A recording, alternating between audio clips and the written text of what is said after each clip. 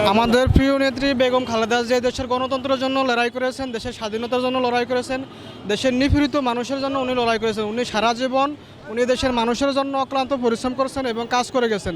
দেশের নির্যাতিত মানুষের জন্য কাজ করে গেছেন। তিনি গণতন্ত্রের পুনরুদ্ধারের জন্য কাজ করে গেছেন। শহীদ রাষ্ট্রপতি জিয়াউর রহমানের আদর্শ বিজড়িত দল জাতীয়তাবাদী দল বিএনপি ক্ষমতা আসলে ইনশাল্লাহ আমরা আশা করি তারেক রহমানের নেতৃত্বে বিএনপি ক্ষমতা আসলে দেশে সুশাসন বজায় থাকবে এবং আমাদের প্রিয় নেত্রী বেগম খালেদা জিয়ার জন্য সবাই দোয়া করবেন, উনি যেন পরকালে জান্নাতবাসী হয়, আমরা সেই কামনাই করি। দেশে বেগম খালেদা জিয়া যখন সরকারে ছিল তখন দেশে আইনের সুশাসন বজায় ছিল এবং দেশে গণতন্ত্র ছিল এবং মানুষ ন্যায় বিচার পেয়েছে।